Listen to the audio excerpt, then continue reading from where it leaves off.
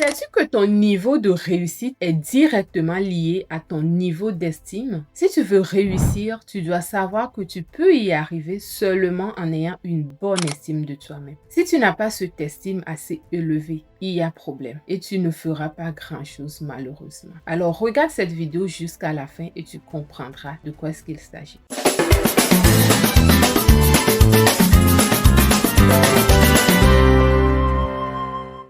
Bonjour à toi et bienvenue sur Richesse et Succès, cette chaîne qui est destinée à faire de toi un homme ou une femme à succès. Si tu me découvres ici, je suis Adjovi Amuzu et sur Richesse et Succès, je décortique ta vie pour que toi, tu puisses la faire passer au prochain niveau. Alors, si tu n'es pas encore abonné ici, abonne-toi, active la cloche de notification pour ne rien manquer des prochaines vidéos transformatrices. D'accord? Dans la vidéo d'aujourd'hui, je vais te montrer comment nourrir ton estime de toi afin de pouvoir accomplir de grandes choses. On parle souvent d'estime de soi comme si c'était un acquis. Mais en réalité, c'est quelque chose qui se travaille. C'est quelque chose qui se construit. Ça se nourrit tous les jours de la vie. Alors, si tu es une personne, tu doutes souvent de toi. Ou si tu as souvent du mal à dire non. Ou encore, si tu cherches sans cesse à plaire ou à prouver ta valeur, tu es au bon endroit. Cette vidéo va certainement t'aider. Dans la vidéo d'aujourd'hui, nous allons voir en premier lieu c'est quoi l'estime de soi. On va faire une définition de l'estime de soi. Ensuite,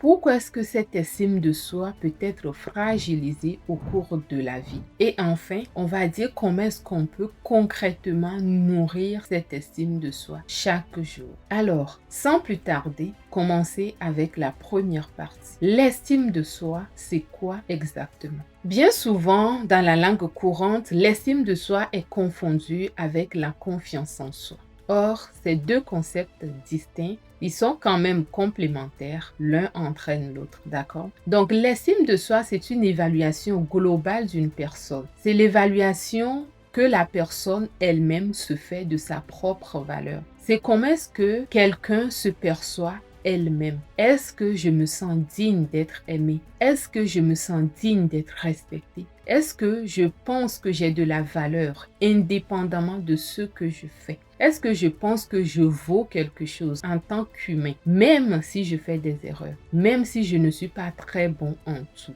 Est-ce que malgré tout ça, je pense que j'ai de la valeur? Quelle valeur est-ce que je me donne malgré tout ça? Donc, en résumé, je peux dire que l'estime de soi, ça repose sur le sentiment d'être suffisant tel qu'on est, sans condition de performance. C'est l'opinion qu'une personne se donne d'elle-même. D'accord? Maintenant, la confiance en soi, en revanche, est plutôt liée à la compétence. Elle reflète la capacité d'une personne à croire en son aptitude à réussir une tâche spécifique. Je suis capable de parler en public, par exemple. Ça, c'est le côté confiance. Donc, la confiance en soi, ça vient quand on croit qu'on peut y arriver. Ça vient quand on croit qu'on est capable de faire quelque chose. Elle peut donc varier selon les domaines. Quelqu'un peut avoir confiance en lui dans son milieu de travail, par exemple, mais avoir moins de confiance en sport parce que c'est quelque chose qu'il n'a pas nécessairement appris à faire, par exemple. Tu comprends? Ok. Maintenant,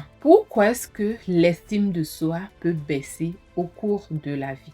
Il faut dire que parfois, on grandit avec des messages explicites ou des messages implicites qui laissent des traces en nous lorsqu'on devient adulte. Des phrases du genre « tu es trop sensible »,« tu n'y arriveras jamais »,« tu as un gros nez » ou tu as une grosse tête par exemple. Ce sont des phrases qui deviennent des croyances limitantes pour les personnes à qui elles ont été répétées tout le long de la vie ou surtout pendant l'enfance. Alors, lorsque cette personne devient adulte, ça se traduit par le besoin de plaire tout le monde, le besoin d'être admiré par tout le monde, le besoin d'être vu par tout le monde. Tu veux plaire à tout le monde, tu veux être aimé par tout le monde. Et ça se traduit aussi par l'incapacité à poser des limites, l'incapacité à dire non. Et toutes ces croyances vont te faire percevoir une faible valeur de toi-même. Et si tu ne fais rien, qu'est-ce qui va se passer? Ça va te nuire et ça va continuer par te nuire.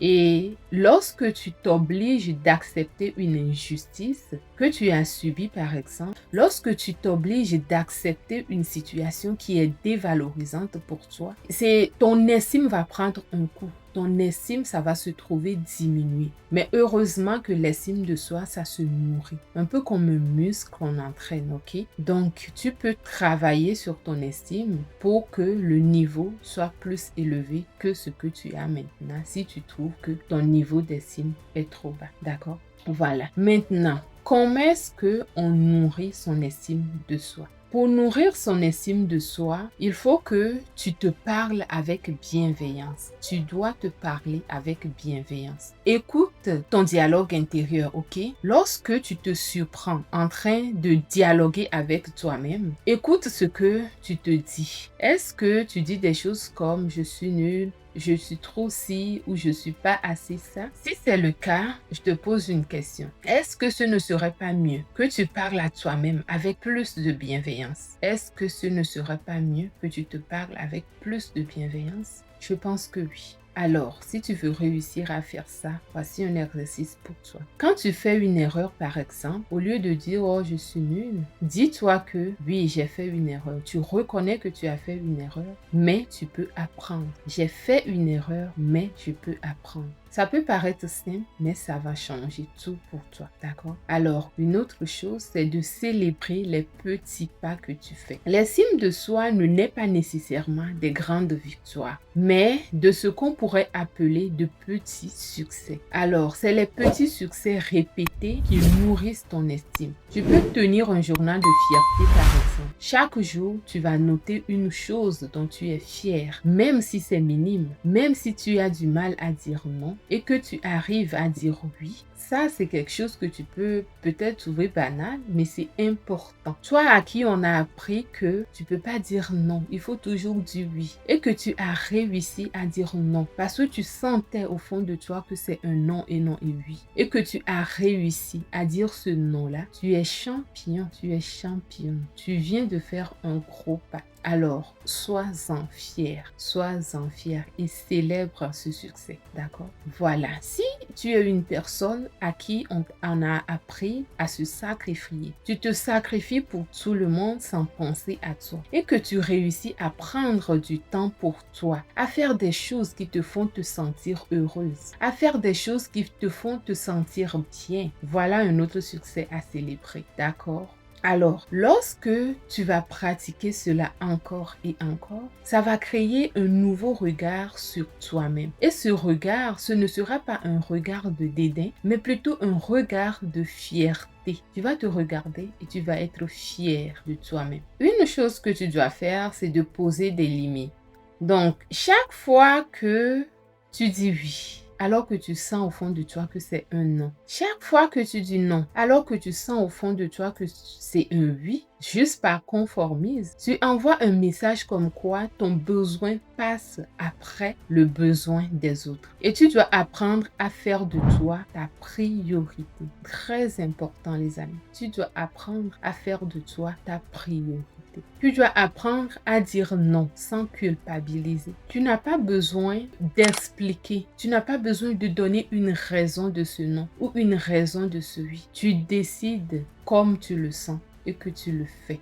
C'est très important. Ça va booster ton estime en toi, d'accord? Parce que en le faisant, en fait, c'est que tu dis que tu te respectes et le monde le voit. Lorsque ton estime est faible, tu vas vivre selon ce que le monde attend que tu fasses. Tu vas vivre selon ce que le monde attend de toi et tu t'oublies toi-même. Alors, il faut prendre un moment pour te poser cette question. Qu'est-ce que je veux moi? Pas ce qu'on attend de moi, pas ce que les autres veulent que je fasse, mais qu'est-ce que je veux moi-même? Et ça va te permettre de te nourrir. Ce que tu aimes faire, fais-le. Si tu aimes danser, danse. Si tu aimes écouter de la musique, écoute de la musique et ne laisse personne t'en empêcher. Alors, tu peux danser quand tu veux, tu peux chanter quand tu veux. Ne laisse personne te dissuader de faire ce qui te fait te sentir bien. Est-ce que tu m'entends? D'accord.